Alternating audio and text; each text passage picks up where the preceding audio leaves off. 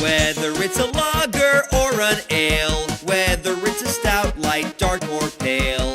If you can brew it, Chad can review it. It's time for Chad's Beer Reviews.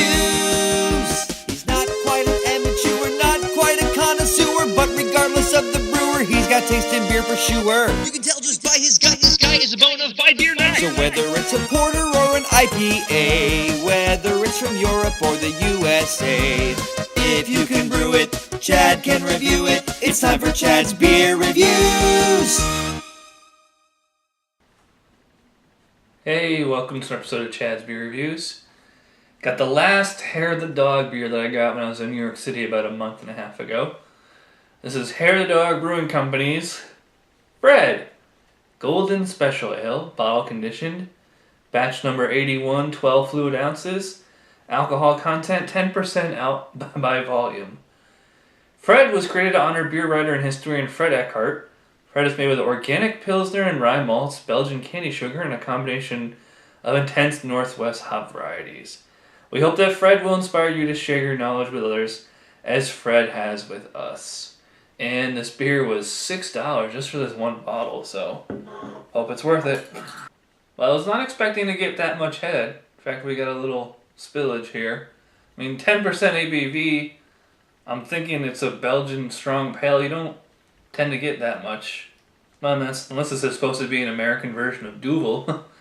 Yeah, so I mean, it's a nice, real pretty color there. I don't know if you guys can see it on camera. It's like a bright orange, more like a dark amber, I guess.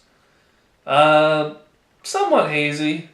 A lot of condensation on the glass. Quite humid in here tonight, and I got a lot of head there. Nice, over 3 fingers. It's just straight up white.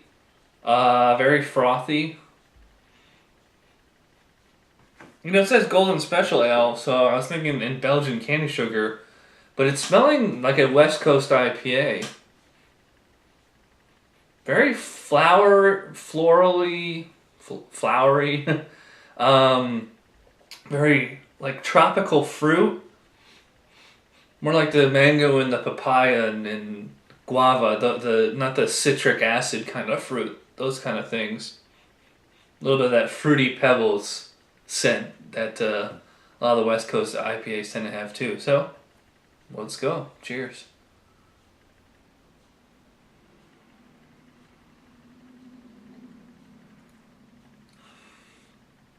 Oh.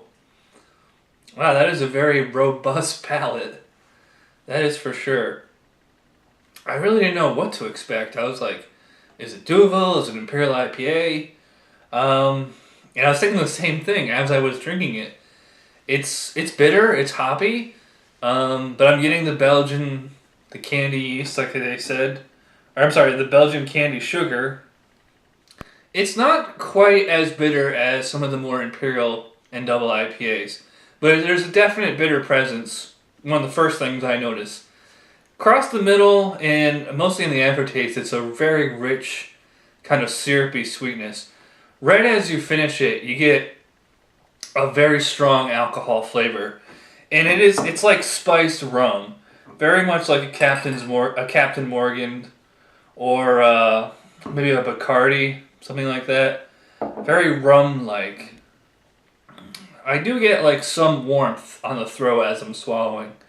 So yeah, that's 10% is definitely showing, which is weird because in the Atom, it wasn't there, and it was just as strong of a beer as this. So, yeah, so far so good, and that's really amazing that in this strong of a beer has that much head and it's hanging in there, so good. So, we'll be right back with my final thoughts on Bread. Well, Oliver's beverage. Westmere Beverage too. A couple of guys better known as the Brew Crew. Brothers by night, oh, beer men by day. We got the best prices and they're here to stay. The Brew Crew. If you like beer, you'll love the Brew Crew. Imports, microbrews, domestics, 999 brands in stock. By the case or by the keg. You can't beat their variety or prices. The Brew Crew. Alright, final thoughts and grades for the Fred.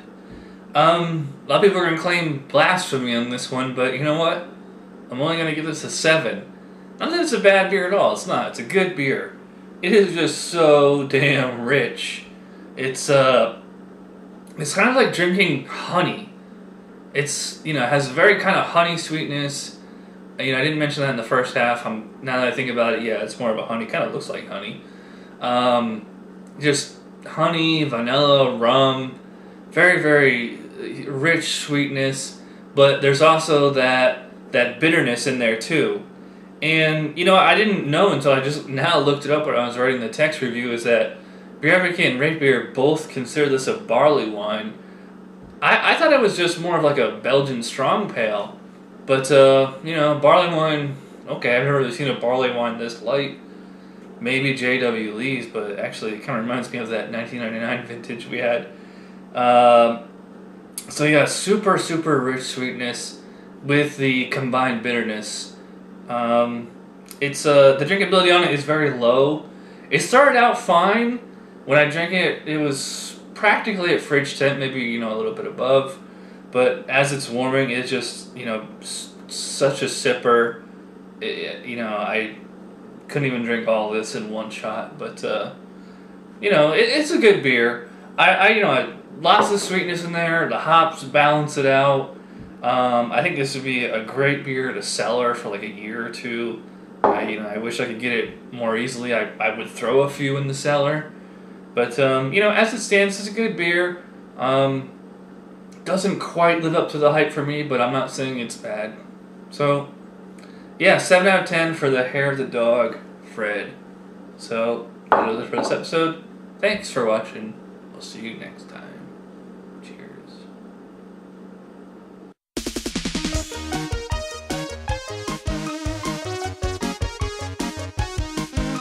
Somebody brewed it. Chad just reviewed it. Thanks for watching Chad's Beer Review. Trust me, the next episode will be a lot better.